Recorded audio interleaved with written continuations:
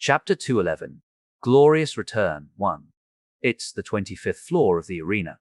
Chwiryong, the ninth master of the House of Mammon, as well as the floor master of the 25th floor, turned to the special seat, sweating buckets, where Chwiryong was seated, sweating. Chwiryong shook his head when she earnestly indicated she would like to surrender.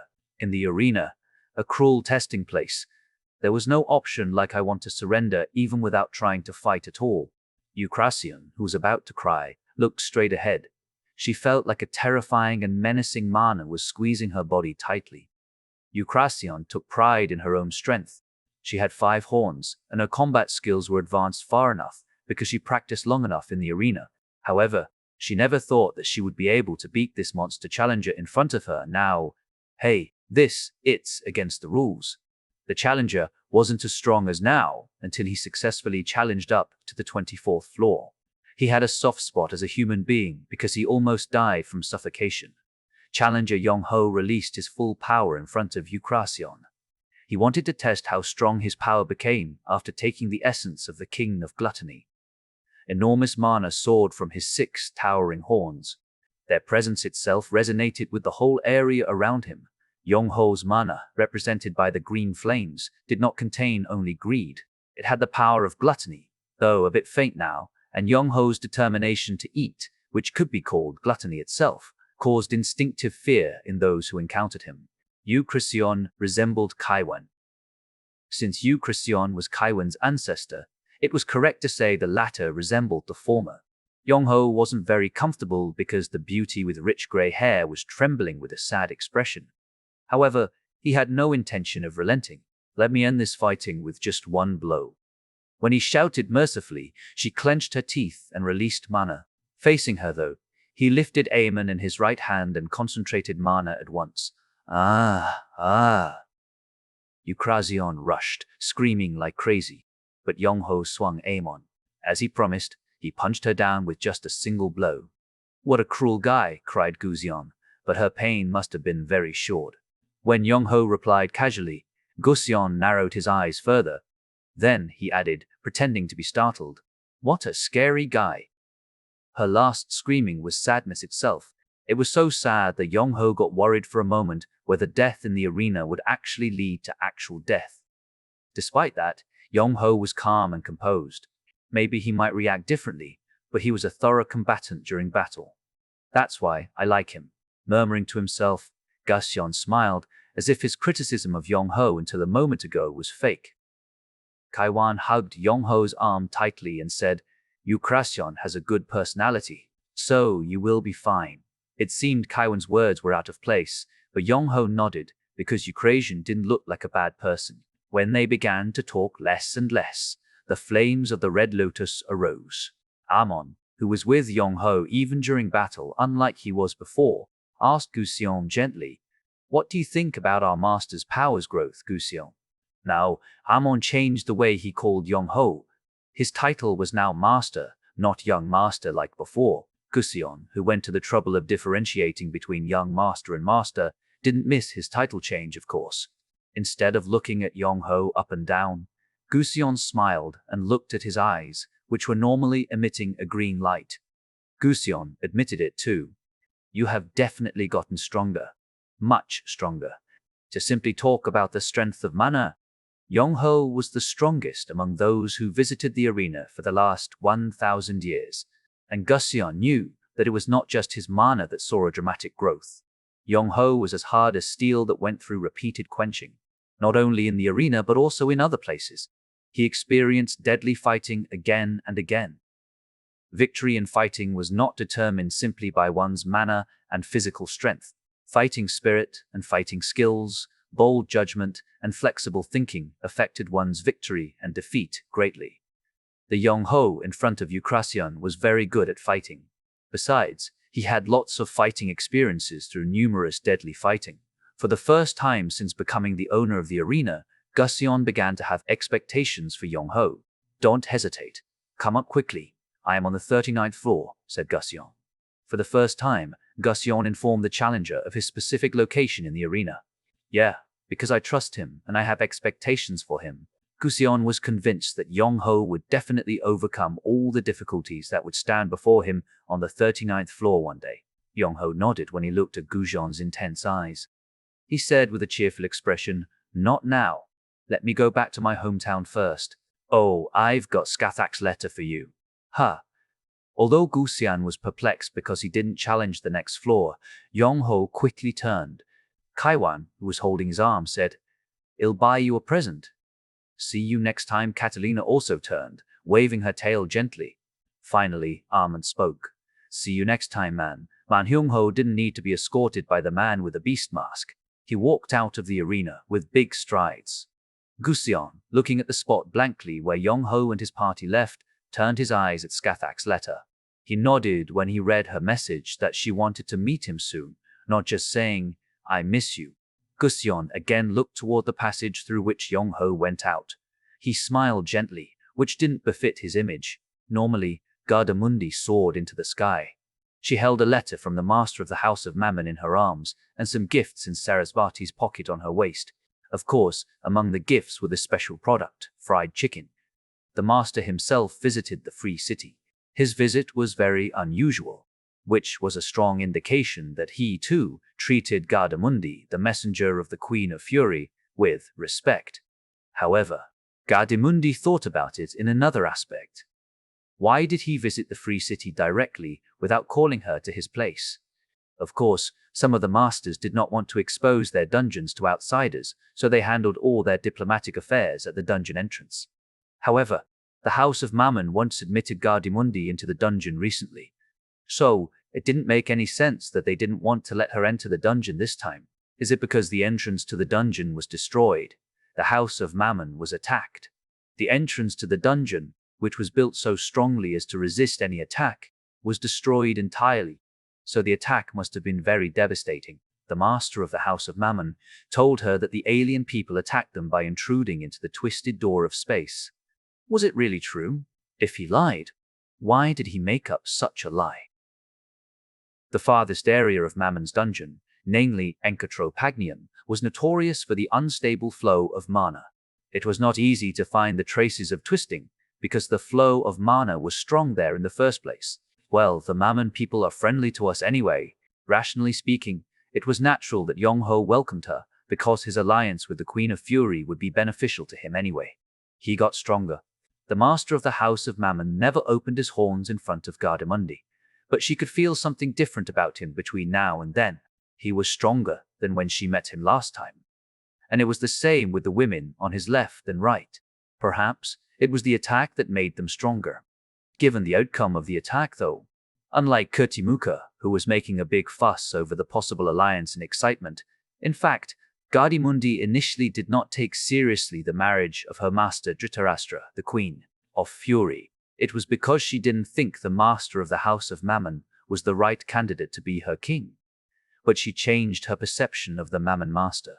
It didn't matter that the House of Mammon was weak. The master of the House of Mammon and his subordinate spirits were strong. Of course, he was not powerful enough, but she felt he could stand before her master proudly. Finding the bridegroom candidate among the 8 clan people was not beneficial to the king. So, her alliance with a powerful outside force would be of great help to her people. Gardamundi loved and cherished the Queen of Fury very much. But she was a king. Her marriage was not something about her own matter as a king, but something she had to take into account for the interests of her people. Gardamundi flapped her wings a little faster. She flew fast through the sky of the demon world with her red wings, which was called the fastest among the Garura clan. Exactly 1 day had passed since Yong-ho woke up. All of the dungeon spirits of the House of Mammon gathered in the room where the door of the space was located. This time, you have consumed the mana of not 2, but 3 among us. Fortunately, you did not use the mana stored in the dungeon when you fought the King of Gluttony, 2. Of course, if you come back after your visit, it looks like even the stored mana will be running out. Chapter 2 Fouth, Glorious Return. 2 Yong-ho fought the king in a place where any outside help was blocked from the beginning. Because of this, the reserve mana in the dungeon was more than enough, despite a series of big battles in succession, which turned out to be better for the House of Mammon. Yong-ho, standing at the door of space with Kaiwan and Catalina, looked back. He made eye contact with Skull first, who stood out most among the dungeon spirits. Skull. Skull was still in the shape of a dragonbone knight. He said with a bitter smile, "Let me make the decision after I come back." Skull. A magic sword containing the secret of necromancing, and a lich specializing in necromancing. Yong-ho eventually chose both and paid for them. This took the House of Mammon into deficit again, but he didn't feel any regret about it. Skull always showed more returns on his investment than expected. The real wealth of the House of Mammon was always the few talents who made up the elites. Yong-ho again rolled his eyes and looked at a larger entity than Skull. He smiled with a sorry expression. "I'll bring you something you can eat this time. You can trust me," Trayan responded by shaking its branches. Like the Goblin Ranger and Goblin, he was no longer an ordinary Treant thanks to repeated evolution. When Yong-ho looked back at his subordinate spirits one by one and promised them a gift, Kaiwan pulled him slightly. Then she said mischievously, as if she was a bit critical, "You're going to use all the money to buy the gifts. You need to save some money." Of course, she cracked a joke, but Yuria got serious, who was waiting for her turn to make eye contact with him, trying to suppress her excitement. Yong-ho couldn't hold back his laughter when he saw Yuria, who became seriously worried about the financial situation of the House of Mammon. He reassured her by pinching her cheek and said, "You do not have to worry. We have a lot of money." Bye. Feeling relaxed, Yuria quickly bowed to him, followed by Baduk and the baby dungeon meerkat, Wall meowing. After exchanging greetings with his subordinate spirits, he turned his eyes at his most trusted aides. On behalf of his subordinate spirits, Ophelia said, "Don't worry about things here. Have a great journey. If anything happens, let me know right away." Okay, Ophelia, Eligos, and Tigrius bowed to him. Their atmosphere was somewhat different from Yuria, Baduk, and the baby meerkat. Yong-ho turned. He tightly held Catalina's hand, who was just happy because she had been there already, as well as Kaiwan's hand, who seemed to be a bit nervous. "Let's go." Yong-ho and Catalina jumped at the same time, and Kaiwan hit the ground a bit late as if she was sucked into them. The door of the deep blue space swallowed up the three. The door opened. It didn't come to his mind well how he passed through the door. It looked like it took long but short at the same time. What he saw when he opened his eyes was the unfamiliar living room of his house in the human world. Yong-ho took a big breath. Catalina also expressed her peace of mind by waving her tail gently. Only Kaiwan looked around, turning white with nervousness. Right at that moment his father called, "Yong-ho!" His father, who was sitting at the kitchen table over a meal, blinked, holding a spoon. Yong-ho smiled brightly and turned around. "Daddy." His father calmly put down the spoon and drank cold water. He got up and said, "The one on your left is my daughter-in-law." Thanks to the interpreting magic, Catalina recognized the expression daughter-in-law and flapped her ears and tail. Then he turned his eyes to the right. "Who is this lady on the right?" This time, Kaiwan was more quick-witted.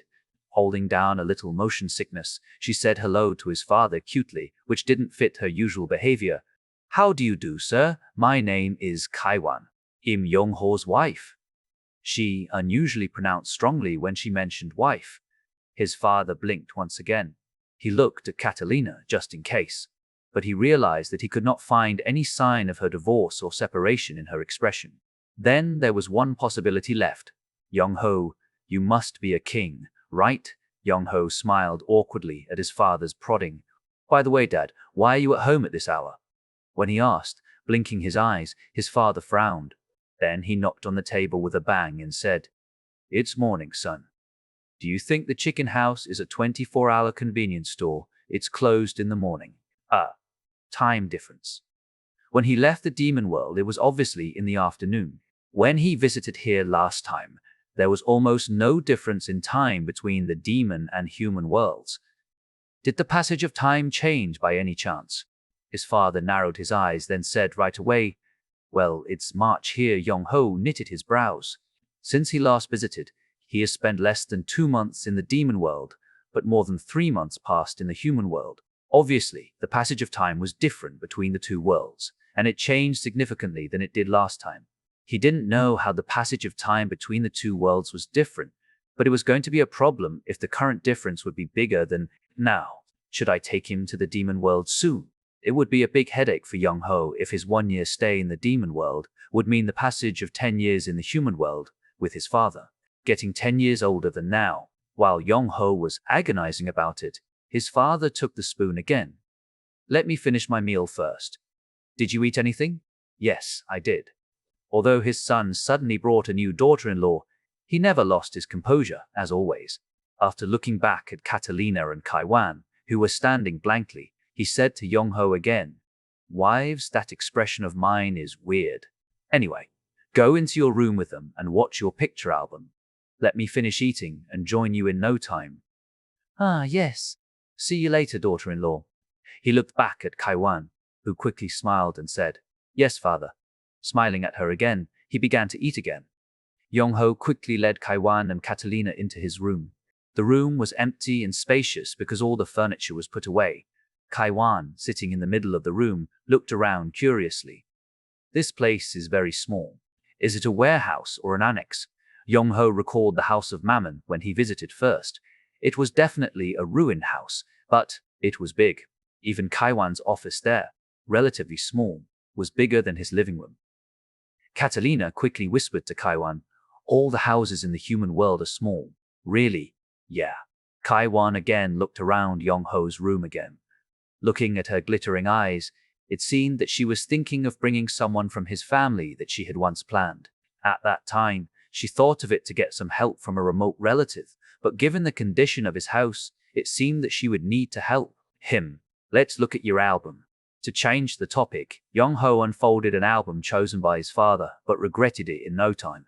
But Catalina and Kaiwan burst into laughter, watching his pictures. Among the pictures of his baby days was one showing he was all smiles, fully naked. Young Ho's embarrassing moments lasted until his father came into the room. The album was filled with his humiliating photos, as if his father chose them deliberately, just like someone who knew the etiquette. His father served Catalina, Kaiwan, and Young Ho a cup of green tea. Young Ho asked, sipping the tea after blowing on it to cool it a bit. "Did you have anything special, Dad?" "Not really. How about you?" "I'm fine, too. I'm comfortable." He hid his expression by lifting the teacup, but he knew he was already caught by his father. As expected, it was impossible for him to deceive his father. However, his father didn't bother to ask him. After putting down the green teacup, he said again, "Come to think of it, have you seen it when you came here last time? I mean the article about those who fell into a coma while playing online games." Yes, I remember it." Obviously, he saw the news on the electronic bulletin board while delivering chicken. Since he mentioned it out of the blue sky, Young Ho prodded him to continue. He continued, "Such people increased significantly. I hear there are over hundreds of thousands of people in a coma all over the world. Hundreds of thousands were never small." Catalina and Kaiwan were embarrassed, while Young Ho leaned forward. "Were they playing any specific online games?" "No, they played irregularly. There are even some who fell into a coma while doing Super Mario multiplayer. Their game machines were all different." This was definitely a phenomenon in itself. Moreover, this was not all. But what happened next after they fell into a coma is weird. Their recovery period is all different. Recovery period. Are there any who regained consciousness? A lot. Almost all of them regained their consciousness. But as I told you already, their recovery periods are different. Some wake up from their coma right after they fall into it, and others wake up a few days or a month to 2 months later. There are even people who have not been able to wake up until now. Chapter 213. Glorious Return. 3. Young Ho felt more and more strange about it. His father added lastly, "Some of the people who have recently woken up said something crazy. They said, while they were in a coma, they experienced something like a fantasy world that would appear in movies. Those who woke up before them didn't say anything like that. But some among those who woke up after March are talking about their fantasy experiences." Young Ho seemed to know why his father mentioned it. Leaning toward him, his father asked, "Do you know anything about this? Some of them must have been summoned to an alien world in a coma." "Well, I've never heard of it." "How about you, Kaiwan?" "Coma means that their bodies are left behind here, right? I've never heard of an alien summon magic that takes only their souls," Kaiwan replied quite seriously. Yong-ho too did not hear that a large number of humans appeared in the demon world. Checking Yong-ho and Kaiwan's reaction, his father let out a sigh. Then he said feebly, as if he was a bit distraught, "Do you remember Yongjae? I mean your cousin, Yongjae Cheon? He immigrated to England, as you know." "Of course I do. I played games with him before I went to the demon world." "What happened?" "Oh my, I hear he fell into a coma, then died." "I can't believe Yongjae. It was a few years ago that he saw Yongjae's face last time. However, he continued to get in touch with his cousin online." His father put his hands on Yong-ho's back, then said, "I asked you, just in case, don't dwell on it too much. He died already several months ago, and even his funeral was already over." Yong-ho nodded slowly. Maybe because it's not the first time he saw someone close to him die, or because he lost contact with his cousin for some time, Yong-ho felt more embarrassed and empty than sad. "By the way, what has brought you here this time? It's nice to see your face once in a while, but you surprised me with your unexpected visit," said his father, smiling on purpose. Yong-ho also responded with a forced laugh. "You know him from the human world, Dad. I hear that it will be good for me to take some fresh air here." "I also wanted to introduce Kaiwan to you." His father narrowed his eyes, not knowing what he was talking about. "Do you need more Coke and other stuff?" Both of them laughed together. "It's been a while since I saw you anyway. I'm glad to see my daughters-in-law, too." Catalina and Kaiwan smiled shyly at the same time. With a hearty laugh, his father asked them, "Isn't he giving you any headache?" Catalina and Kaiwan rolled their eyes once again, embarrassed. Yong-ho hoped that his father would get out of his room as soon as possible. "Oh my God!" Kaiwan opened her mouth blankly. She could hardly calm down like someone who just experienced a miracle. She was now standing in front of a big supermarket. The human world is really abundant. So many people here too. There were hundreds of items in the supermarket everywhere she looked at. Not only food ingredients, but also all kinds of items were piled up, like a mountain here and there. It was truly a wonder to Kaiwan. She felt like she was in Mammon's arsenal in the labyrinth of greed. Besides, there were so many people. People were crowded everywhere on the streets. Population density itself was different from that of the demon world. Yong-ho, who was somewhat conceited before he knew it, once again pressed the baseball cap Kaiwan was wearing. He pushed the cart with Catalina, who covered her head with a hood. "Yong-ho, Yong-ho. How do you read this?" The only thing the interpretation magic stone could solve was providing language through voice. Yong-ho replied, looking at the item that Kaiwan presented, with full of curiosity. "Huh. Salami, salami." "Yes, salami." She narrowed her eyes, while Catalina blinked. Embarrassed, Kaiwan inquisitively asked again, "Hey, can you eat this?"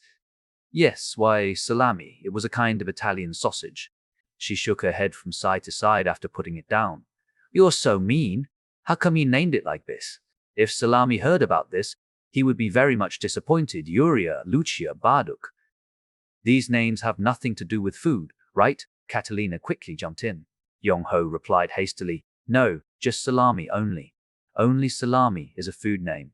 Catalina and Kaiwan became even sullen for his reply, which sounded like his excuses, so he quickly pushed the cart. They caught up with him, but he didn't look back. 2 days passed like a flash.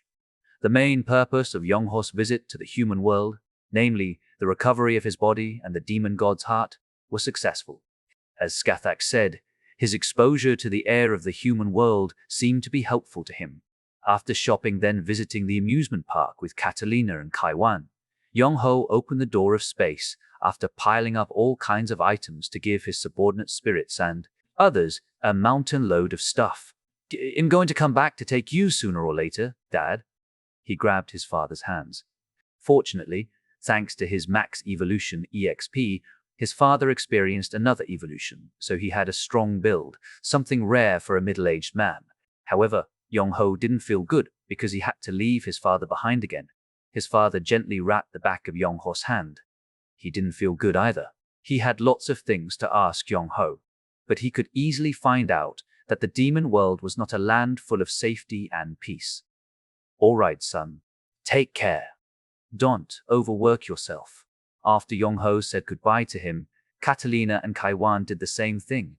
Kaiwan hugged him suddenly, so Catalina, who only shook hands with him, was showing a regrettable expression. But it was too late for her to hug him. His father waved at them, standing still, and Yong-ho bowed to him lastly. He then threw himself into the door of space. The king of violence's consciousness was separated from his body and hovered in the air. He recalled a meeting with the king of sloth. Then he connected the king of sloth's demands with what he confirmed from the king of sloth. In a way, it was pointless. It was just like tracing things of the past. There were almost a few of those in those days who survived until now. The king of violence turned his gaze from the past to the present. He saw the demon world, facing a period of confusion in the days ahead. Who would be the hero of the history that would unfold in the coming days? He was not the king of gluttony, nor was the queen of fury. The most likely candidate was the king of pride who ruled in the north. But he was not alone. There was another one in seclusion, who didn't reveal himself yet in the demon world. The king of greed. The godly energy of greed tipped him that the king of greed returned. As his true master, the king came down to the demon world after 1,000 years. The consciousness of the king of violence closed its eyes. It stopped hovering in the air and united with its main body, the king of greed. Ancient red dragon, dragon lord of the day, the strongest dragon in the demon world. The man who rose to the position of king confidently even without any of the 7 deadly sins. The king of violence opened his eyes. His mountain-like giant body began to move. The queen of fury opened the letter from the master of the house of Mammon in excitement. His face that he recalled several times appeared through a video message in the air. Ketimuka smiled mischievously behind her back, which looked subtle but dangerous. Gardamundi looked at Yong-ho's images in the video rather seriously. The message Yong-ho conveyed through the video was routine. In the message, he said he thanked her proposal for alliance and summit talks, which he said were good. He said he would leave it to her to set the date, but argued that the meeting would take place in the unclaimed area in the north. He added he would look forward to seeing her. His message was plain, but the Queen of Fury didn't feel like that. The Queen of Fury lightly pressed the letter down on her heart, feeling it was beating somewhat different from when it did at the auction house. The King of Lust leaned against the throne comfortably. He felt that the deep regrets that had haunted him for 1,000 years were coming back to him. He couldn't help it. There was no way for him to reverse his betrayal on that day. The King of Lust admitted his wrongdoing. He closed his eyes in deep regret. The King of Pride reached out. He grabbed the pieces randomly lined up on the chessboard. His gaze was not fixed on the northern part where a war was going on. The southern area, the land where Mammon, the cursed king of greed, ruled. The King of Pride smiled. He looked down at the ground from the highest place in the sky. 7 deadly sins. 7 godly energies. It had been 1,100 years since Mammon, the king of greed, died. Sin and sin began to call each other again. The 7 godly energies yearned to return to their masters. After all, the 7 sins returned, along with the 7 kings. Did sin resonate with godly energy because they hoped for the arrival of a new demon king? Or was there another reason? Nobody knew it yet. Chapter 204. Alliance 1. The death of a demon king soon led to the death of the soul of the dungeon. Because of this, if the demon king who went outside the dungeon met with a violent death, it was conveyed to those who remained inside the dungeon in near real time. The king of gluttony was dead. It was only about 10 minutes later when Orlando, the king's butler, came to know about the king's death. Unlike red demons, blue demons were good at magic, compared with their weak physical abilities, and often showed surprising calmness even in a crisis. Orlando responded to his death with composure and calmness, befitting his identity as a blue demon. Orlando blocks the dungeon immediately. When the dungeon's soul died, most of the dungeon's functions were supposed to be paralyzed. In that case, those dungeon spirits inside the dungeon would feel something strange, belatedly or not, and some of them might be suspicious of their master's death. So, it was better to have rumors getting around about the blockade of the dungeon outside than letting things inside leak out. Orlando, who blocked the dungeon, agonized. The king of gluttony did not leave any contingency guidelines in case he died. He didn't have any successor chosen in advance. The king was not prepared for his death. It wasn't because he was too young to think of anything like death yet. It wasn't even because the king's death wasn't something to consider. The king rose to the throne after overcoming the crisis of death over and over again. It was common for the master of a house to prepare for their own death, regardless of whether he was young or old. Nevertheless, there was one reason why the king of gluttony did not prepare for his death. He simply didn't care about anything after his death. What was the point of caring about anything after he died anyway? An heir was not important to him because he was a king who had grown up by defining everybody other than himself as an enemy, and literally eating them. For a man like him, who thought only he was important, preparing for somebody else after his death was nothing but a futile effort. But that was only the position of the king of gluttony himself. Orlando, who was left behind, agonized. The number of those who belonged to the kingdom of the king of gluttony was huge. As a result, only the king of gluttony could stay insensitive to the lives and well-being of his own people. It wasn't just the absence of the king that made Orlando concerned. The absence of the 10 warriors, the king's right-hand men, also made him worried. The king was killed, and his right-hand men were killed. Not only his top deputy, but also other top subordinates were all killed. Fortunately, most of the 10 warriors were the king's subordinate spirits, not masters. If each of them was a master, even Orlando would not be able to hide the deaths of all of them, no matter how smart he was. It would be a matter of time anyway. Since the king of gluttony was a womanizer, he had numerous pleasure women for his sexual desire. Because of this, those offsprings, who inherited the king's blood, mushroomed. Maybe Orlando might have to choose one of them to succeed their late father, but was it enough? Would other kings watch the kingdom whose king had disappeared, and in a tense situation like this that Orlando eventually stopped judging for himself? Since all of the 10 warriors were the king's subordinate spirits, he decided to rely on the unexpected benefactors to resolve this issue. Orlando wrote 3 letters. They were addressed to the 3 masters under the king's command, who led a mighty army defending the front lines in the north and west.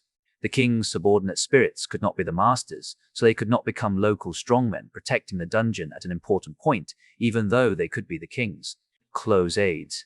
Although not only the king but also his 10 warriors were killed, there were, fortunately, 3 strongmen in the kingdom of the king of gluttony who defended the borders.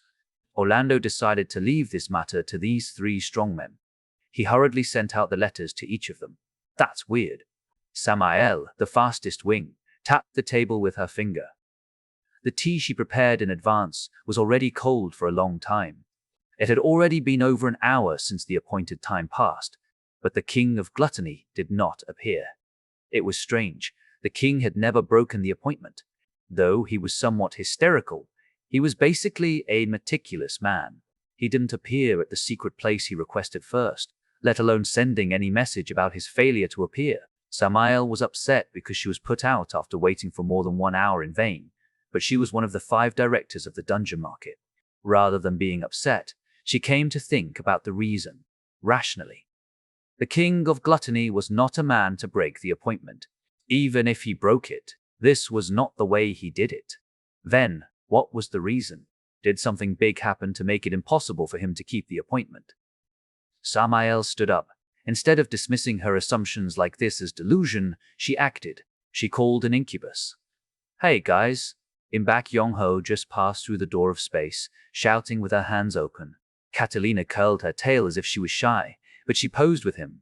Kaiwan clicked her tongue after stepping back from him. Yongho's subordinate spirits and others reacted differently. Salami, sitting in a corner with Bucephalus, shook his head, narrowing his eyes, while Bucephalus tapped on the back of Salami with a horseshoe as if comforting his rival.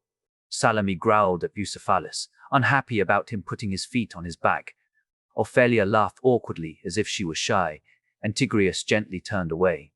However, Yuria, who Yongho had in mind from the beginning, welcomed his return by clapping her hands, as did the baby dungeon meerkat on her head and Baduki on her back. Welcome back, Master Eligos expressed due manners on behalf of all the dungeon spirits, just like the butler of the House of Mammon. Not only his subordinate spirits, but also all the major dungeon spirits of the Mammon family welcomed him in the room of the space. Yes, thanks for your warm welcome. I've brought you guys a bunch of gifts. You bought mine, righty? Did you buy Morona? Pizza-pat, pizza-pat? There seemed to be something strange stuck in the middle of the gift packages, but Yongho nodded with a smile and lifted a small pocket apart from the large. packaged like he did last time. It was a magic pouch he obtained as a reward in the arena. Looking at it, it was a small pocket that could barely fit a fist, but it was expanded a lot inside with magic, so much so that it could contain even a car. Even normal packages were piled up like a mountain. So when Yong-ho lifted the magic pocket, Ophelia became a little worried. Quick-witted, Kaiwan whispered to her, "Don't worry about the budget. In the human world, the value of a jewel was more than that here. We used one of the jewels we carried there to buy all this." Ophelia felt relieved to hear that, but a bit embarrassed at the same time, so she nodded quietly. Yong-ho pulled out the first item from the magic pouch. "Now, this one is for Trent." Trent, who was standing at the entrance to the room because of his huge body, where the door of space was located, shook its branch in surprise. It didn't think it would be called first. Yong-ho waved at Trent once again, who waddled on its roots and approached him. "This is a plant nutrient. I don't know if it tastes good, but it must be good for your body." Yong-ho lifted dozens of plastic containers with yellow liquid, then removed one of them and put it into Trent's body right away. Trent flinched for a moment, but it soon became satisfied and happily hung down its branches. As Yong-ho said, Trent obviously didn't feel it tasted good. Besides, a single nutrient could not have restored Trent's body immediately. Nevertheless, Trent's expression was satisfaction itself. He seemed to be pleased with the fact that he received a gift from Yong-ho more than anything else. In fact, Trent could be said to be one of the founding members of the dungeon, so Yong-ho felt sorry he could not take good care of him until now. If Kaiwan hadn't followed him this time, he wouldn't have been able to bring anything like this for Trent. When Yong-ho expressed gratitude to Kaiwan with a glance, she signaled to him to continue quickly. He immediately took out a second gift. It was a metal polish. "This is for Skull. I think it would be good when you clean weapons or armor." Yong-ho unwittingly laughed while slurring his words because Skull applied it on his body as soon as he received the polish. He didn't know if it was because of his pleasant mood or because of the real product effect, but it seemed that Skull's body was pretty shiny. "Oh, you can do it too. Skull." Then Yong-ho handed out other gifts. All of them were picked up by Kaiwan, tailored to the needs of each spirit. "This cosmetics is for Ophelia, a pot set for Eligos, and this one is for Tigreus. I don't know if you'll like it." Tigreus, who received a lighter that looked pretty luxurious, lit it a few times. He then expressed his gratitude with a very satisfied expression. The lighter was a fun toy and collectible for him, who lit a magical flame every time he smoked. "Now, this is dog gum for you." Wall meowing. The best gift for a dog was a dog gum. Yong-ho also handed over a few bags of dog snacks. He then rummaged through his pocket again and took out a present for Yuria. It was also a gift that Kaiwan chose, but it was a bit questionable. "This is for Yuria." When Yong-ho handed the gift to Yuria without expressing his feelings, Yuria, who was so excited at the moment, opened her eyes wide. She admired it from the bottom of her heart. Wow. It was none other than a soccer ball that Yong-ho gave her.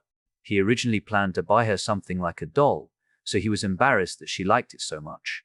Kaiwan, who chose the gift, was half convinced that Yuria might like a soccer ball better than a doll, but little did she think Yuria really liked it so much.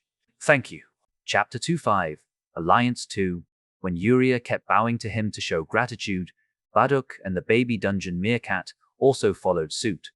"Oh, Yuria really likes the ball." When Yong-ho blinked, suggesting he couldn't believe his eyes, Kaiwan gently nudged his elbow as if to confirm from him that she made the right choice. In fact, a good gift for Yuria was something that she could play with Baduk. In that respect, a ball was better than a doll. "What about mine? Or one?" "You don't have one for me." Right after Yuria received her gift, Lucia looked at Yong-ho impatiently. He soothed Lucia with a small voice. "Let me give you a gift later." "Later?" "Yes, later." Yong-ho, who gave Rickham a nice lighter, looked at the two dungeon spirits remaining in the room. They were Salami, who was snorting with lots of expectation, and Bucephalus, who pretended to be calm while expecting to receive a gift deep down. After giving Bucephalus a comb to trim mane, which should eventually be done by Skull, Yong-ho stood in front of Salami. He looked at Kaiwan and Catalina once, then took out the gift after hesitating a bit. "Okay, Salami, This gift is for you. It's salty, so don't eat too much at once. Yong-ho gave Salami an Italian sausage. Salami, while Catalina and Kaiwan waited for Salami's reaction with mixed feelings of curiosity, joy, and nervousness. Salami blinked once, then ate a slice of salami, flapping his tail. For some reason, Yong-ho felt a bit guilty and stroked Salami's head. Just like a demon king who cared about the welfare of his subordinate spirits, Yong-ho had brought enough food to hand out to all the spirits of the Mammon family. The limelight of all the gifts he brought this time was ice cream, not chicken. Enjoying melon-flavored ice cream, which Lucia mentioned carelessly as the spirit sharing some memories with Yong-ho, he asked. There has been no reply from the Queen of Fury yet. There were only 4 in the heart of the dungeon: Kaiwan, Catalina, Ophelia, and Eligos.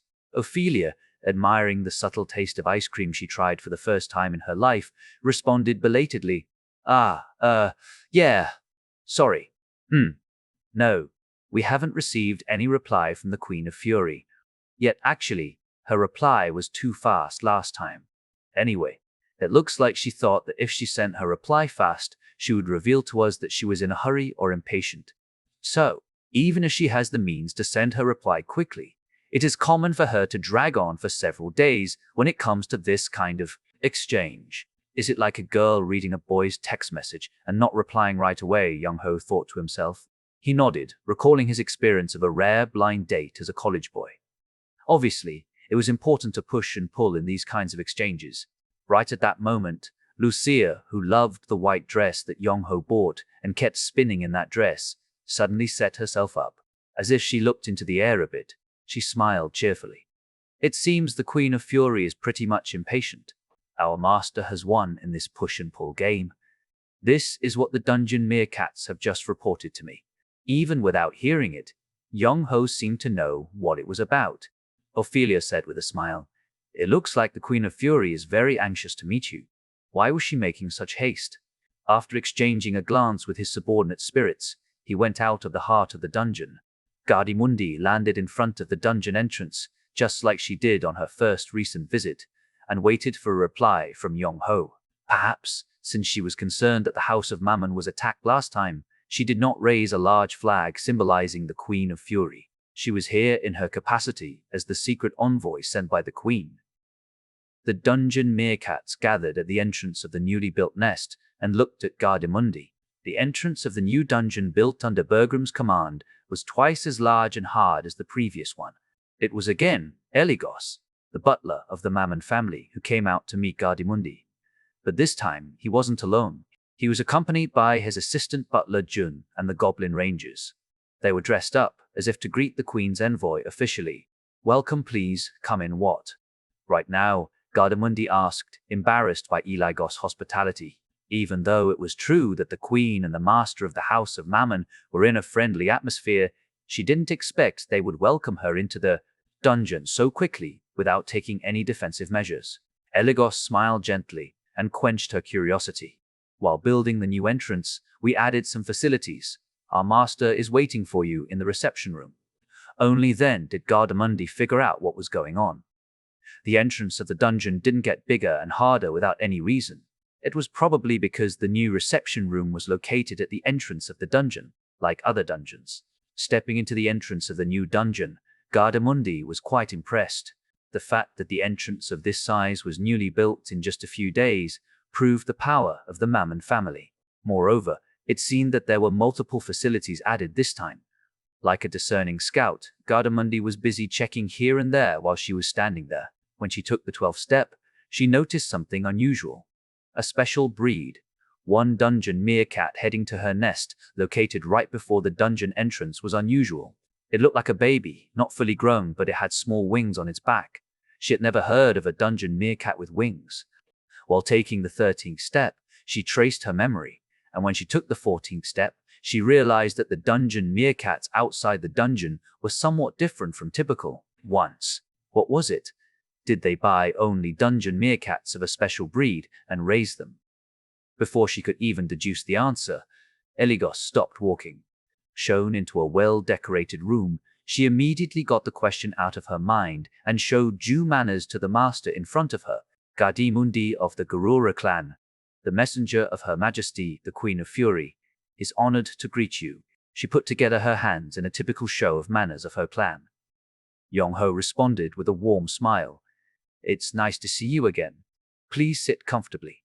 In the room, there were 2 sofas placed across each other. The place was too simple for the master to receive a special envoy of the Queen of Fury, but she preferred it because she was not the type of woman who liked empty formalities and vanity. Seated across Yong-ho, Gardamundi put it bluntly, without any diplomatic rhetoric. To get right down to the point, our Queen of Fury has accepted the conditions set forth by the master of the Mammon family. The meeting place is in the unclaimed area in the north. I want to leave it to you to choose the specific meeting place. As for the summit date, our queen has set the date as you suggested. Gardamundi paused for a moment, then continued after clearing her throat. She proposed meeting you 20 days from now. Of course, you can decide whether to take it or not for the next couple of days. When you decide on the specific summit place, I hope you can fix the exact date. It was obvious that the Queen of Fury made enough concessions. Lucia whispered to Yong-ho. You seem to have completely won in this push-and-pull game, right? But her judgment proved too hasty. As if she overheard Lucia's voice, Gardamundi added, I heard that the unclaimed area in the north was not in a big chaos without law and order. So, the Queen of Fury wants to see you in the nestle of the House of Mammon. Although she used some diplomatic rhetoric, she expressed the Queen's wishes directly. Yong-ho nodded, with a smile on his face. Of course, I would like to appreciate her consideration. Gardamundi also kept up a bright expression. Then she handed him the letter in the Queen's own handwriting that she kept in her pocket. Unlike she did last time, Gardamundi did not ask him to read it right away. Yong-ho intuitively realized that he had nothing more to talk with her. So, he said, standing up first, Ophelia, my subordinate spirit, will lead you into a guest room. Could you wait a moment while I prepare the reply? Sure, that will do. Thanks for your consideration as the master of the Mammon family. Ophelia, who was waiting behind his back, led Gardamundi to a guest room next to the reception room. Since he revealed Ophelia's identity, he wanted to show Gardamundi that he was treating her seriously. As soon as Ophelia returned shortly afterward, Yong-ho convened a small meeting attended by the key members of the House of Mammon. Wow, she is quite straightforward, isn't it? What the Queen means is, we should show her our ability to overpower the North within 20 days. Right. When Kaiwan spoke sharply, Catalina blankly blinked, not making head or tail of it. She made an embarrassed expression, suggesting to ask Kaiwan, is that what it means? Catalina quickly pretended not to have seen her. Fortunately, nobody paid any attention to Catalina.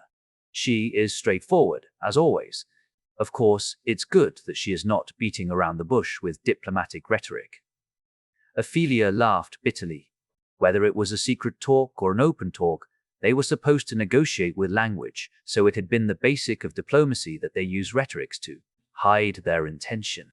In particular, the negotiator was supposed to be responsible for his language, and the more detailed his language was, the greater his responsibility if something went wrong. The unclaimed land in the north was not completely ruined like the west, but it was now like a lawless area, like Gardamundi said. It was because Stravadi, the hegemon of the eastern area, devastated the northern area instead of occupying it in order to build up his power to challenge the House of Mammon. Can I take a look at the Queen's letter first? Chapter 216, Alliance 3. As if to change the atmosphere, Yong-ho opened the envelope of the Queen of Fury's handwritten letter. When he opened it, there appeared a video just like it did last time. It was a pretty short video this time too. In the video message, the Queen, with her face a bit blushing, said she would look forward to meeting him in person after expressing her wishes that both of them could build a solid alliance on the occasion of their summit. It looked like she was expressing such wishes for the sake of formality. No matter how much you look at her, she looks suspicious. Kaiwan signaled to Catalina with a glance after checking the Queen's blushed face through narrowed eyes. Catalina nodded as if she agreed. Ophelia said, if you look at the military relations of the King of Violence, Queen of Fury, and the King of Gluttony, it is likely that the King of Violence and Queen of Fury have already established an alliance. Perhaps the reason why the Queen of Fury is so anxious to form an alliance with us hastily is because she wants to build a perfect southern alliance. The King of Violence and Queen of Fury did not keep each other in check. Their armies were sharply monitoring the movement of the King of Gluttony's forces. Yong-ho nodded, recalling what he heard from Citri about those purists born in the demon world. If the Southern Alliance was really formed, Yong-ho would have nothing to lose. It's not just for our alliance with the Queen of Fury. We need to take control of the unclaimed land in the north as soon as possible, said Tigrius. He spoke, opening the entire map of the demon world illuminating in the air.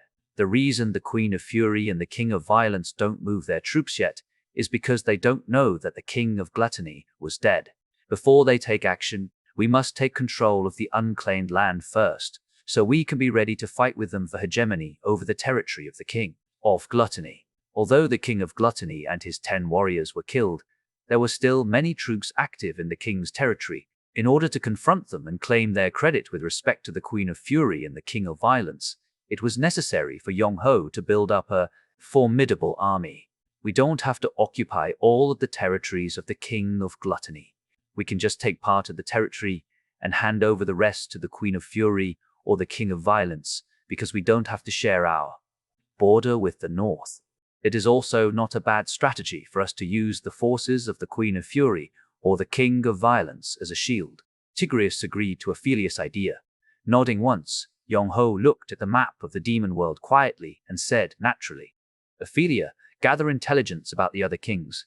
In particular, I need some more intelligence about the 3 kings, King of Pride, King of Envy, King of Lust. The 3 kings in the north were far too far away. That was why Yong-ho didn't gather intelligence about them actively until now. He had to change it from now on, now that he defeated the King of Gluttony and stood on par with the 6 kings. The enemies that he had to confront were the 3 kings in the north. I will follow your order, Ophelia replied right away. Her heart was full at that moment.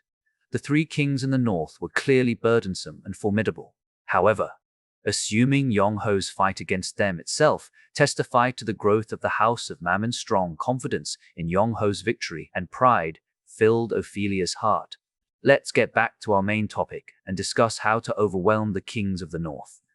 What do we need the most right now? He looked back at his subordinate spirits gathered in the reception room. Kaiwan replied, sitting on his right, I think it is the means of transport. Kaiwan used the power of distortion on the map of the demon world that Tigrius made with magic. He drew a line from the southern tip of the unclaimed area where the House of Mammon was located to the northern tip of the unclaimed area bordering the territory of the King of Fury. At a glance, it was quite a long distance. As we all know, the northern area has been virtually devastated.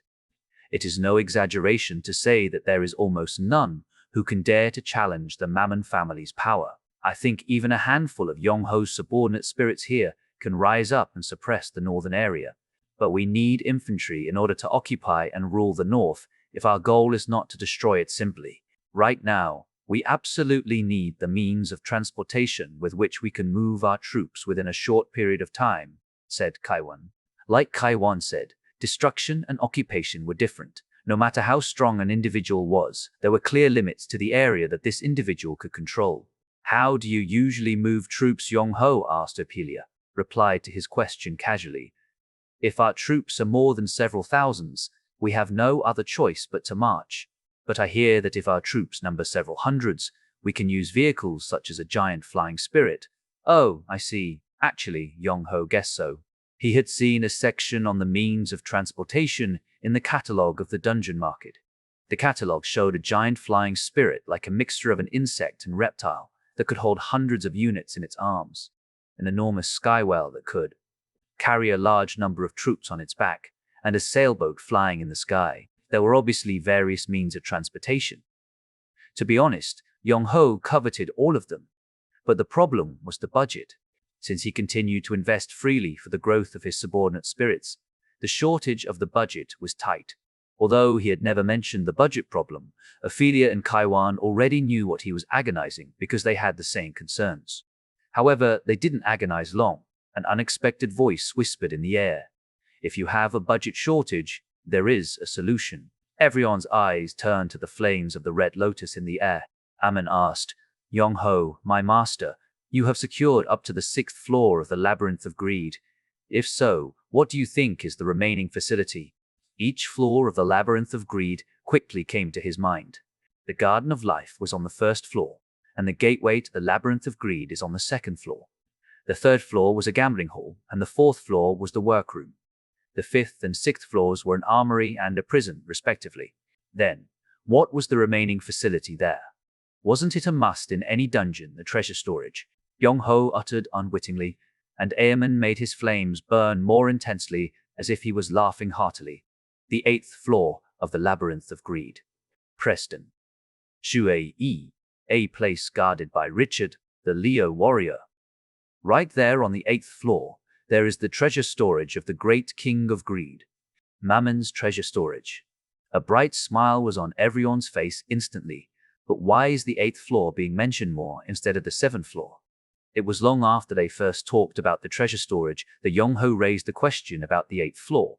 In the meantime, he not only wrote a reply to the Queen of Fury, but even saw Gardamundi off in person. In fact, if he took a step back and thought about it, there was nothing strange. The treasure storage was just on the eighth floor. So what? There was no correlation between Yong-ho's success in securing up to the sixth floor and the floor layout of the Labyrinth of Greed. However, the reason why he expressed doubts about it was because Aemon did not explain about the seventh floor at all. While he was securing up to the sixth floor, Aemon always mentioned the next floor he had to challenge without any additional explanation. Aemon kept delaying the answer to his question, saying that he would know it soon, and it was exactly as Aemon said. It wasn't long before Yong-ho, who reached the seventh floor with his subordinate spirits, knew why Aemon did not explain about the seventh floor. Well, is it just as I suspected? Smiling bitterly, he looked at the large door located in front of the stairs leading from the seventh to the eighth floor. An impressive bull's head with a towering horn was embossed on the steel door, which was very magnificent, and the word Mammon's Arena was written on the wall next to it. What the heck, are you disappointed? Oh, not really. Yong-ho, shrugging his shoulders in front of Gusion, who was making a sullen expression, looked around once more. He was now standing near the entrance to the arena. It was the real entrance, not the one he used to come and go, led by a guy wearing a beast mask. The interior of the corridor was as large as the door. First of all, the ceiling was high, and the corridor was nearly 10 meters in width. On the left and right of the corridor, there were stone statues that were carved so precisely that any visitor could be mistaken that they were real. Yong-ho was convinced when he saw a statue of a beautiful woman with ferocious eyes located in the middle of a giant steel cow and somehow pitiful centaurus. They were the stone statues depicting the floor masters of the arena. He alternately looked at Gusion and his stone statue at the end of the corridor. At that moment, he broke into laughter before he knew it. Is this the feeling I have when I come through the main gate of the arena? The shapes of the floor masters of the arena were not limited to humanoids. The corridor, lined with dozens of stone statues, including several monsters and giants, was very magnificent. Any timid visitor seemed to get cold feet, even when they stepped in the arena. Following Yong-ho's gaze at his stone statue, Gusion laughed cheerfully. Yeah. The passage through which you used to come and go was like a dog hole. Compared with this, Yong-ho felt disgusted at his description of the passage as a dog hole. Tilting his head, he looked behind Gusion's back. He saw a familiar arena over there. Chapter 217, Alliance 4. But the grain is the same. How can it be different? Yong-ho and Gusion, who exchanged small talk like that, headed to the arena. The rule that at least one of those visiting the arena must challenge the arena was also applied to those who entered through the front door. Yong-ho, whose challenge of the arena already became one of his daily routines, did not feel any big burden. All of his subordinate spirits were also relaxed because they had already visited the arena several times. Only Salami and Bucephalus looked around in surprise. After taking a seat in the special stand reserved for Gusion, Yong-ho asked, "There are almost no dungeon monsters around here. I wonder if we can move around freely on the seventh floor." The dungeon monsters that were filling the other floors hardly existed on the seventh floor. Gusion shook his head when he asked with some expectations, "The spirits of the arena cannot get out of the arena. The reason there are no dungeon monsters here is probably because of the strong space-time barriers that make up the arena. Should I say that there is a distortion that is so strong that small distortions disappear naturally?" Dungeon monsters are introduced through the distortion created in the dungeon, so if the distortion itself is not generated, there will be no way for them to appear. Do you mean that big waves absorb small waves? Sort of. Their conversation was cut off for a moment after Guxian replied. During that short moment of less than a few seconds, Guxian, who was sullen all along, tapped the handle of the special seat several times with his fingertips. He then said, "By the way, isn't it too racy?" "About what?" Yong-ho looked back at Guxian as if he could not make it, while Catalina, who was sitting next to him, also pricked her ears and blinked. On the other hand, Kaiwan covered her mouth and giggled as if she understood what he was talking about. Guxian said, "Man, I already told you I was on the 39th floor. Then you should have continued to break through the floors up to the 39th floor with a sense of challenge. When you came last time, you went right back. Although the passage of time is subtle here, I can find out that our young master is not in a hurry. So, are you sad about it?" When Yong-ho asked mischievously, Guxian turned his head, pretending not to have noticed it. Since Guxian was originally a red skin, it was hard to tell whether he showed any feelings, but Yong-ho knew the red daemon like Guxian well thanks to Eligos and Ophelia. He could immediately discover that Guxian was embarrassed. In fact, Yong-ho also really wanted to conquer the arena. However, there were some legitimate reasons why he could not get focused on the arena alone. First, the arena was still useful to Yong-ho. It wasn't just because of Mammon's mana or clear rewards that he obtained every time he broke through each floor of the arena. The arena allowed Yong-ho to experience a desperate struggle.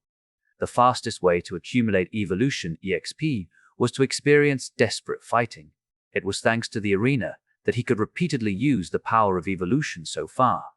Moreover, the arena allowed him to experience various battles.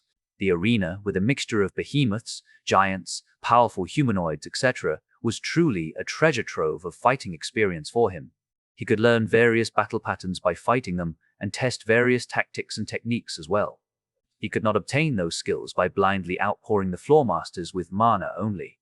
The reason he smashed Eucration on the 25th floor with mana was to find out the maximum value of his newly acquired mana. The second reason was because of the growth of his subordinate spirits. The arena as a treasure trove of experience was equally important to them. That was why Yong-ho allowed them to challenge the arena, despite the great danger. The value of the power of evolution was higher than Yong-ho expected for those spirits whose efficiency of essence absorption was not so good. It was important for Yong-ho to acquire the arena, but the growth of his subordinate spirits was more important. So, he needed to maintain the arena a little longer for them. Of course, the arena isn't so easy to occupy even if I make up my mind.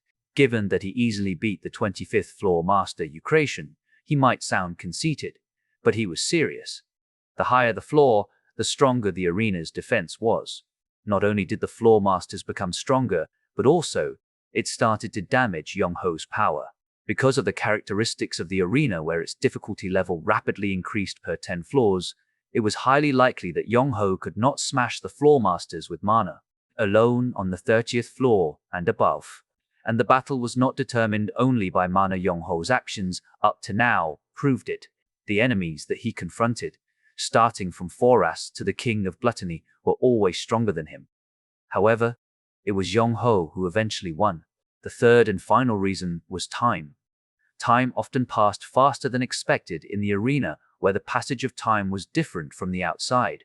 For Yong-ho, who had to keep an eye on the ever-changing external situation, staying in the arena where the time was unknown was a significant risk. Even now, he was constrained by time limits in the case of his summit meeting with the Queen of Fury. He couldn't spend time only in the arena. When Yong-ho briefly explained his reasons, Guxian became more embarrassed, and Kaiwan bit her lips to hold back her laughter. But I can't delay occupying the arena forever. The arena's strength was mighty. Although the threat of the King of Gluttony disappeared, the King of Pride and the King of Envy were still active in the north. Yong-ho could not figure out the intentions of the King of Violence, and the Queen of Fury was not his ally yet. He thought of investing some more time in the arena for a while after successfully forming an alliance with the Queen of Fury. So, you want to obtain the treasure storage on the 8th floor? Guxian, who cleared his throat several times as if to hide his embarrassment, changed the subject. Yong-ho gently accepted it. Yes, that's my idea for now. My budget problem will be solved at once. It was a treasure trove of the king of greed, allegedly the incarnation of possessiveness.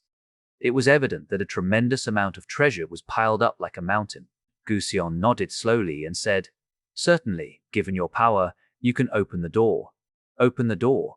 "Well, the one who is guarding the treasure storage on the 8th floor is Richard. Did you hear about him from Amon?" "I haven't given him any specific explanation yet." "Tanoch, I hope you can brief him on my behalf." Gusion Tanorman's answer was heard from the flames of the Red Lotus that already arose. Gusion nodded lightly and said, "Leo, the silent warrior, Richard Mammon's 12 spirits were the legends of the demon world. Not only Catalina and Kaiwan, but even Tigrius focused on Gusion curiously. He is strong. He's in the top group of the 12 spirits. To simply compare physical strength, he is on par with me." What Gusion said wasn't anything like self-praise. The reason that Gusion's nickname was Herculean Strength was because he had the strongest physical ability among the 12 spirits. When discussing the strongest among them, Gusion was always mentioned without fail. He is silent, as his nickname suggests. It doesn't mean he can't speak at all, but I've hardly ever heard his voice, even though he and I went through all kinds of hardships together. Anyway, he's reticent and brusque. And as is the case with this kind of guy, he is thoroughly sincere when it comes to his job.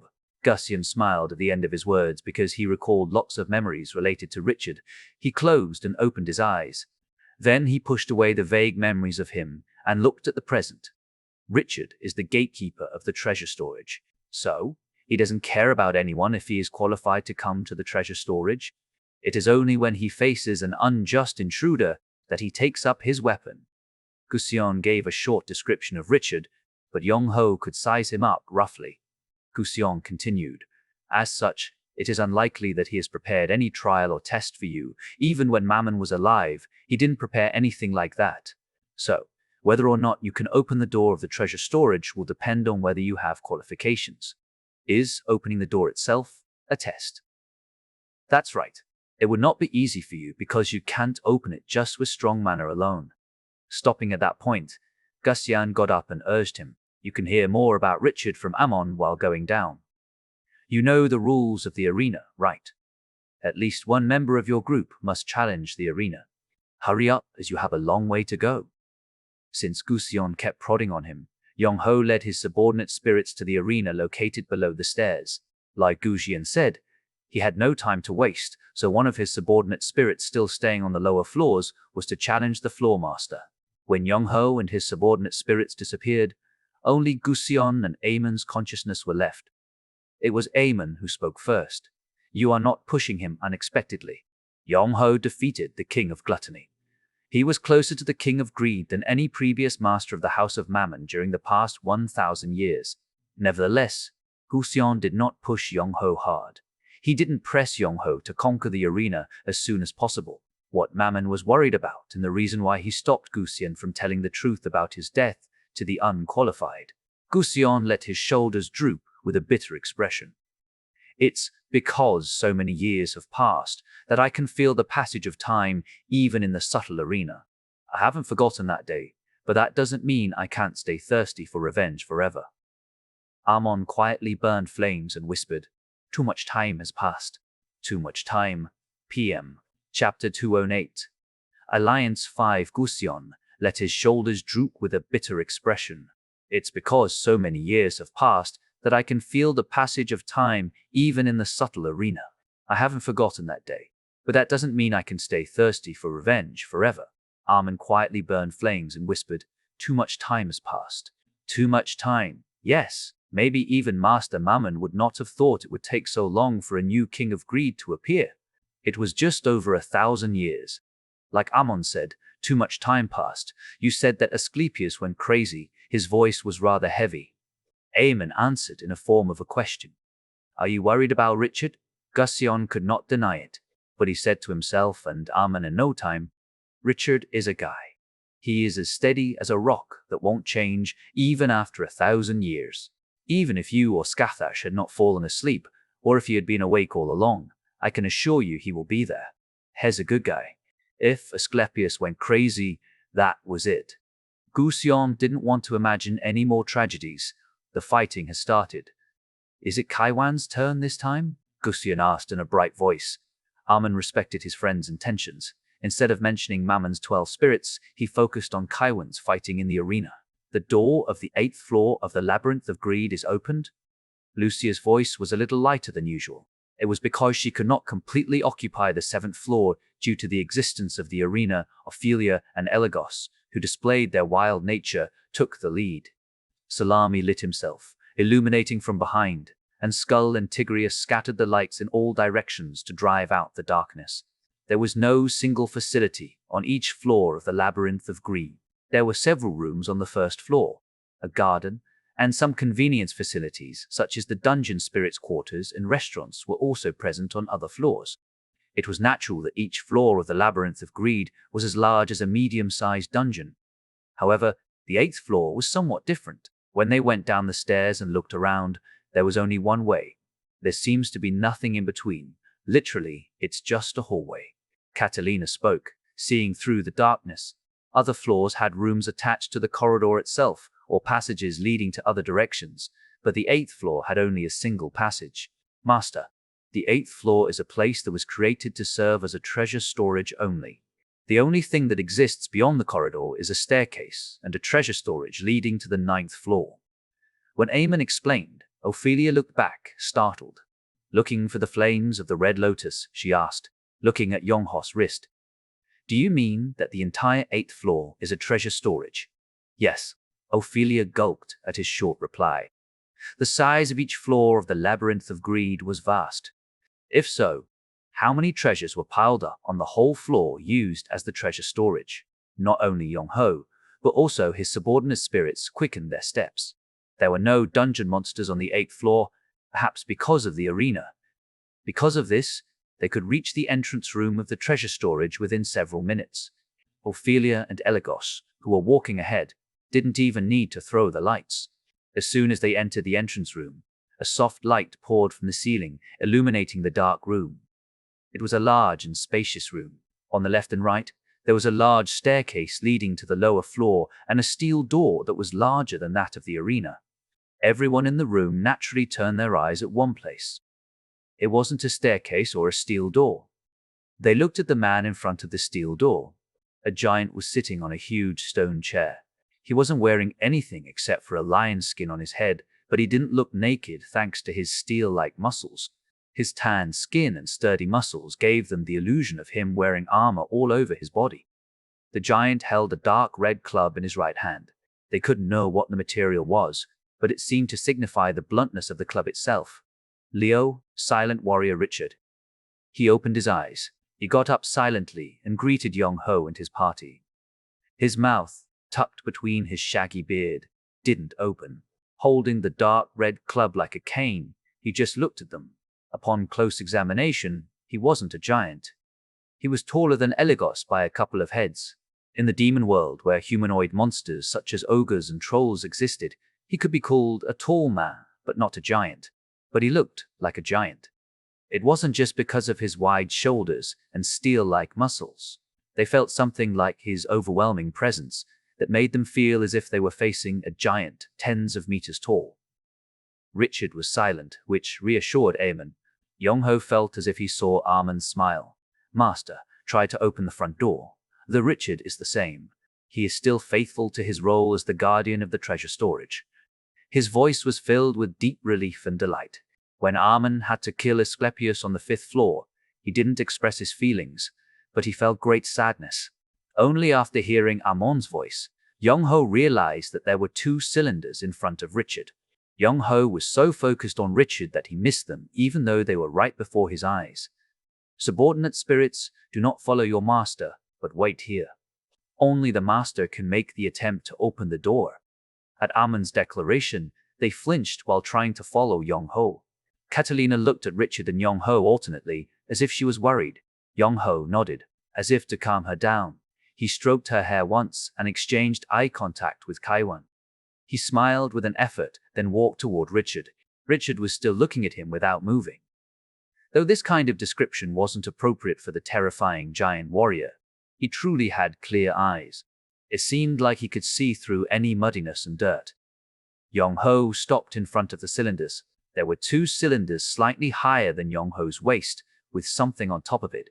The cylinder on the left had a deep and large hole, while the cylinder on the right had a small sphere that looked just the right size for resting a hand. You can use the left device only when you have a key.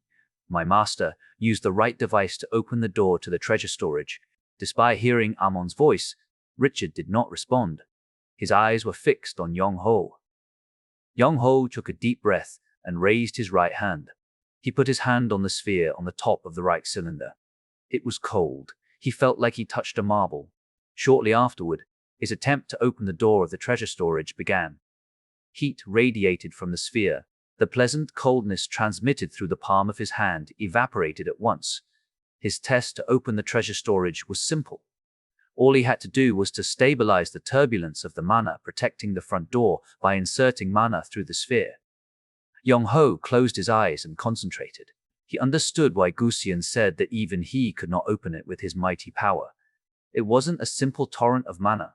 Not only was it fast and strong, but it had 7 attributes: wind, water, earth, flames, lightning, rock, and darkness. When these 7 attributes were added to the swirling storm of the blade, its power was really terrifying. Even though Yong-ho was injecting mana from a distance through the sphere, he felt as if he was thrown into the middle of the torrent. Yong-ho generated mana. He erected 6 horns to emit powerful mana befitting a king, and at the same time, he triggered the godly energy, a lump of brigada equipped on his left hand. Yong-ho's own attributes: flames, coldness, and lightning. Catalina's darkness, Kaiwan's wind, Eligos land, and Tigrius light were also added to his attributes. A fierce light arose from the godly energy of greed. Harmony, the power of Yuho Yuan, was once again triggered, and at the same time Tigrius' power of synthetic magic united 7 different attributes into one. A cold sweat flew down Yong-ho's forehead. His whole body vibrated, starting with his right hand. But Yong-ho smiled. Dissipating mana at once caused him intense pleasure. Yong-ho's mana was thrust into the torrent of mana like a bomb. He confronted Richard's 7 attributes with his own. The wind and the flames clashed. Light and darkness became one, and the earth and water were in harmony. Lightning and darkness collided and scattered. Yong-ho's right hand vibrated more violently. It was never easy to simultaneously use his 7 attribute powers while releasing enormous mana. However, he overcame that difficulty. By combining all the attributes into one, he achieved a huge power of harmony. There was no explosion. The torrent of mana, which was like a mad vortex, naturally weakened. Finally, it scattered and became calm and still like a lake. Yong-ho breathed out roughly. His whole body was sweaty. He didn't know how long he injected mana. However, when he opened his eyes, he felt an enormous sense of accomplishment. It wasn't just because he opened the door of the treasure storage. He just achieved growth by struggling hard a moment ago. He felt like he learned how to use brigada to bring out the power of a true king. He raised his head. There seemed to be a little sign of emotions in Richard's eyes, who was indifferent. Instead of expressing his feelings, Richard stepped aside. He opened the way for Yong-ho. The steel door of the treasure storage opened automatically. A dazzling golden color caught Yong-ho's eyes. Chapter 219, Alliance 6 Pinch, My cheek. Kaiwan spoke to Catalina with a blank expression, so Catalina pinched her cheek without any hesitation. It hurt, so Kaiwan pinched Catalina's cheek. A little harder, then burst into a strange laughter, mixed with emptiness, embarrassment, and joy. Even Salami and Bucephalus, who were basically not excited about treasures, admired what they saw. Eligos was rather scared while Ophelia sat down, overwhelmed by the amazing treasure. Her feet became wobbly at that moment. Even Tigrius, a detached old gentleman, kept gulping. Only Skull behaved as usual. With a hearty laugh, Skull threw himself into the piles of gold in front of him. He rolled on the floor like a stone beside Yong-ho. Yong-ho dived into the sea of gold. Of course, it hurt. It was impossible to swim in a sea of gold that he saw in the cartoon. He felt nice, though. Even the pain was a pleasure. The treasure storage was vast. The whole 8th floor really looked like a treasure trove, except for the pillars in between. And the treasure storage was filled with various gold and silver. His description of the treasure storage as the sea of gold was no exaggeration. ancient gold coins, jewels with beautiful colors, various treasures made of gold and silver. Each one of them had tremendous value, but there was nothing special inside the treasure storage. It was literally a treasure trove of great wealth. "You guys, come in," Yong-ho, who was rolling there with Skull, shouted. Catalina, who wanted to jump in, fluttered her ears and tail. Like Yong-ho, she dived into the sea of gold and felt pain. However, she laughed like a fool, like Yong-ho. Kaiwan, who was so excited, came in immediately. After taking off her shoes, Ophelia walked barefoot on the gold and trembled with thrilling pleasure. She even moaned, though briefly. Although Elagos felt fear in front of a huge amount of gold, he felt more joy than fear when he stood on the sea of gold, holding Ophelia's hand. He was even moved to tears, recalling all sorts of hardships in the past. Bucephalus ran through the treasure storage, and Salami rolled over gold. Even the gentle Tigrius buried himself into gold as if he returned to his childhood. "Next time when you return from the human world, please buy me 100 clothes." No, 1,000. Just buy me a department store," Lucia shouted in joy, and Yong-ho nodded several times. He overcame the temptation to keep rolling several times and stood up quickly.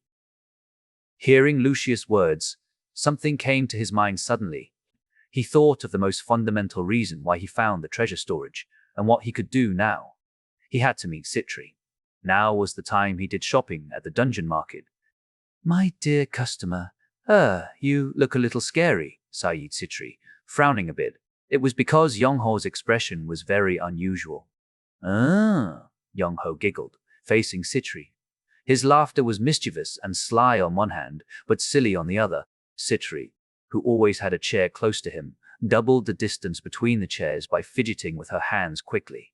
She said, slightly putting her body back, "Don't laugh like that because I'm afraid my love will cool off a little." Startled by her serious voice, who really didn't like the way he laughed, Yong-ho cleared his throat, but he did it again. It seemed like his condition was serious. Putting her body back a little more, she said in a nervous voice, "Customer." Now she didn't use the modifier, my dear, which made him come to his senses again. Only now could he stop laughing silly and opened his mouth with a straight face.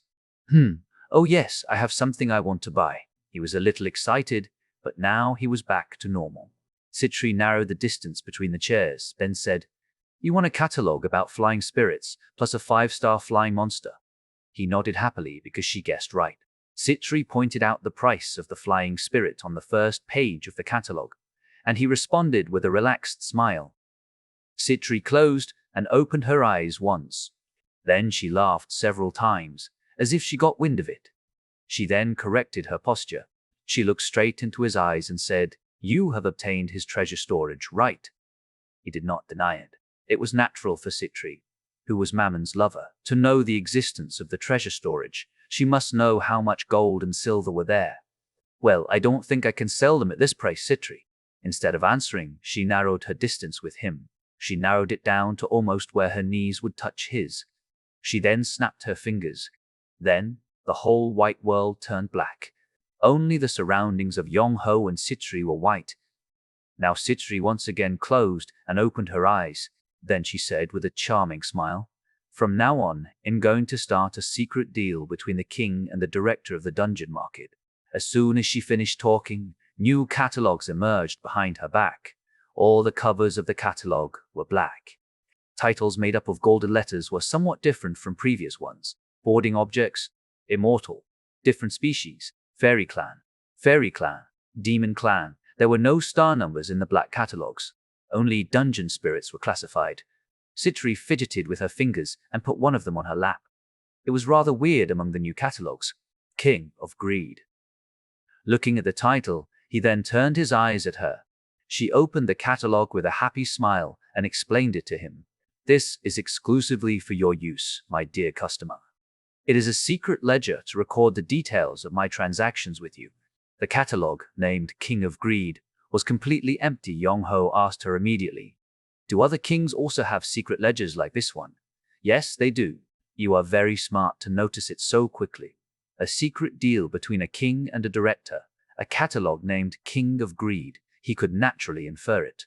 Citri continued. I'm sorry to the other customers who use the dungeon market, but those kings with sin and godly energy are more special than other beings in the demon world, because they are the big players who control the destiny of the demon world. It was the same even now. The king of gluttony caused great turbulence of burning the entire unclaimed land in the south by supporting Embryo. The king of pride raised up the army directly and shook the entire northern area. The king of violence plunged the king of gluttony into confusion and terror by simply deploying his troops along the borders. Each decision by the kings determined the fate of many people. Citri wasn't wrong. The core of the dungeon market is the merchant group. Therefore, we provide special services to special customers. That's what we call a secret deal. She let her shoulders droop, then said with a gentle smile, I'll give you an example. A demon king living next door suddenly started to buy horses to attack a dungeon. Then, what will his neighbors think and how do they act? Well, they will prepare for an attack or form an alliance with other neighbors. If the demon king bought something, it was because he needed it. Therefore, it was also possible to guess the intention of the buyer by checking his purchased goods. Citri was satisfied with his reply. You're right, because his purchase history itself is part of his information. Yong-ho suddenly recalled the story of the Pentagon and the pizza box he had heard somewhere. The Pentagon was a huge pentagonal building where the US Department of Defense was located. He was not sure if it was real or just an unofficial story. The story about the Pentagon was rather plausible. On a day when pizza delivery to the Pentagon surges, something serious will happen. For this reason, spies belonging to anti-American countries or groups are keeping an eye on pizza houses around the Pentagon. The story derives from rumors that the day the United States made the decision to start a war with Iraq, the Pentagon's pizza deliveries increased in record numbers due to their emergency work. It was a little bit different from the example that Citri cited, but both had something in common. She said that she could infer some information about the buyer from his purchase history. Citri continued, almost all the masters in the demon world use the dungeon market. I'm a bit embarrassed to say this, but in a sense, the dungeon market is allegedly an organization that governs the demon world. What if the dungeon market raised food prices drastically? What would happen if the dungeon market stopped selling items needed for dungeon operation or didn't sell them to a specific target? What Citri said wasn't an exaggeration. The influence of the dungeon market on the demon world was so powerful. Because of this, the dungeon market had no rival. There was no option for the masters of the demon world to use a different dungeon market, and that was important after all. The dungeon market is one and only such place in the demon world, used by everybody.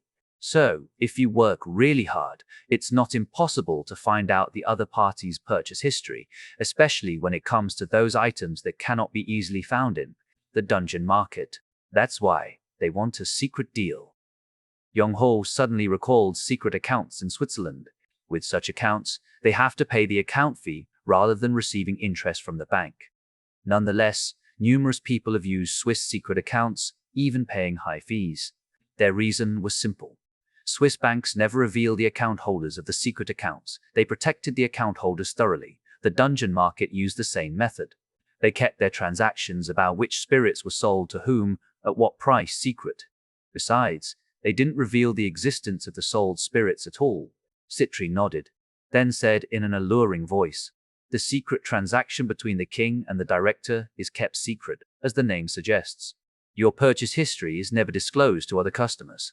What's more, you can buy things that you can't obtain normally because kings have a great wealth to purchase them. She seemed to explain indirectly why she hadn't offered such a secret deal to Yong-ho. Until now, Yong-ho was now qualified. He possessed not only sin, but also godly energy and wealth.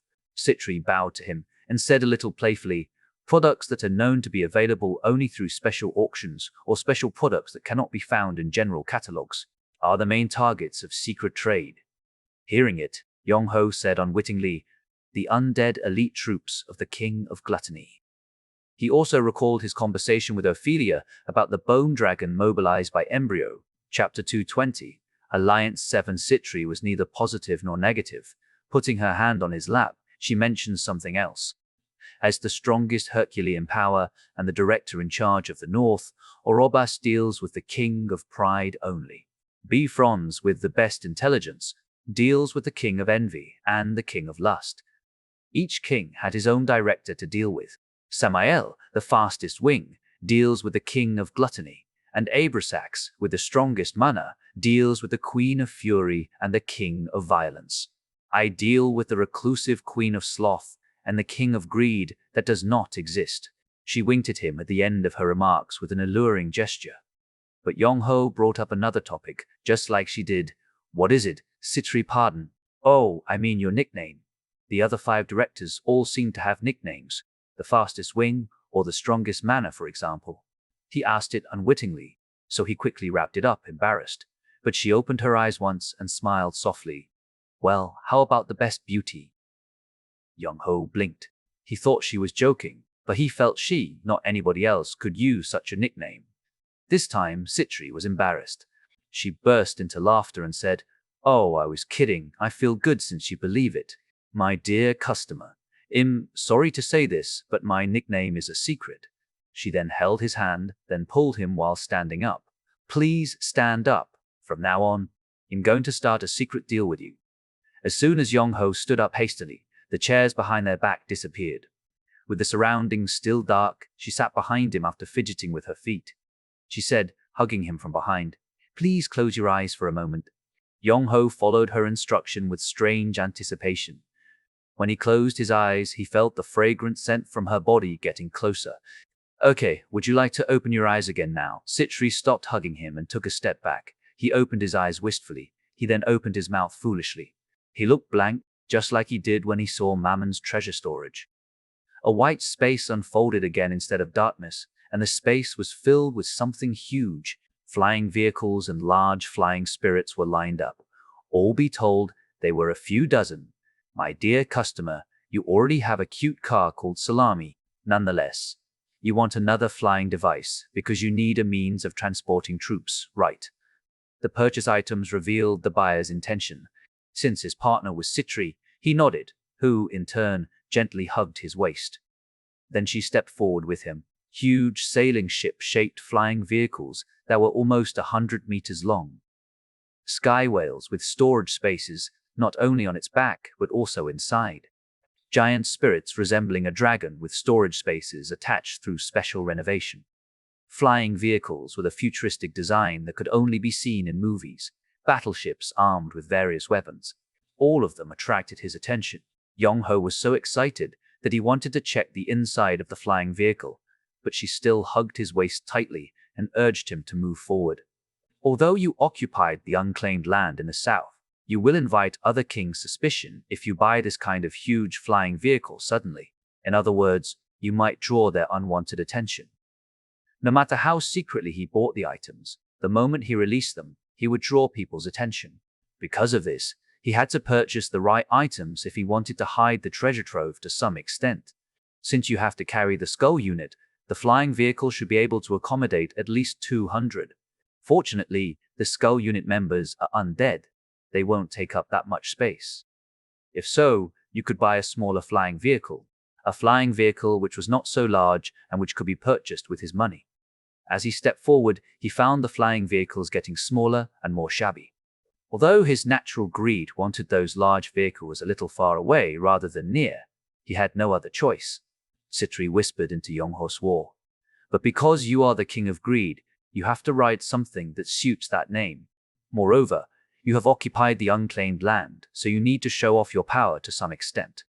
Finally, Sitri stopped walking.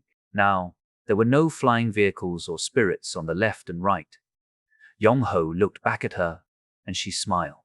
She stared into the air instead of him, as if reminiscing about her memories, and soon leaned her head on his shoulder. Then she gently fidgeted with her fingers and revealed the objects hidden in the pure white space. It was red and huge. It was streamlined and long, with a red dragon head attached to the head. Huge propellants were attached to both sides of the fuselage. Yong-ho remembered the word space battleship at that moment. His greed, which kept looking back all along, now raced toward the front and wrapped up the red flying vehicle. Shrouded in the thin smoke of greed, Citri released her hands that were holding him. He stepped forward alone and stood in front of the red flying vehicle. This is the eight-handed Baruna's last work, one of Mammon's 12 spirits. It's the private plane for the King of Greed that he left behind, only its design because he could not complete it.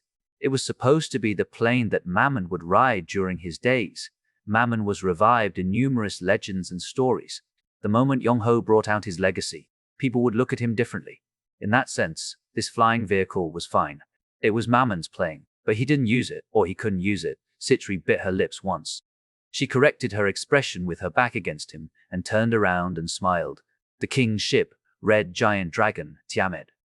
He swallowed, looking at the giant vehicle. She smiled mischievously and said, "Let me sell it cheap because it's only for you." He laughed heartily.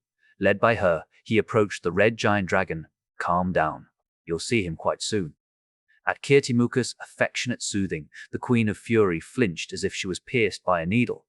Then she said annoyingly, "Nope. Why are you saying I am so nervous?" Though she spoke in a harsh tone, Kirtimuka smiled warmly. The Queen of Fury's earlobes turned hot. "I haven't said that." The Queen of Fury cleared her throat when she was trying to play innocent.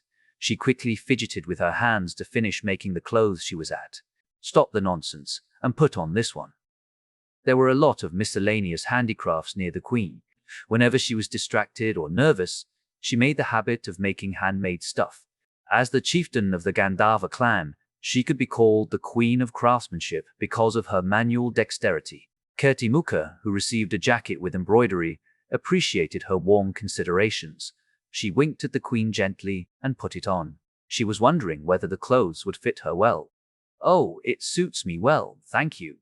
I'm glad to hear that." The Queen, who smiled at her, realized that Kirtimuka's eyes began to twinkle again.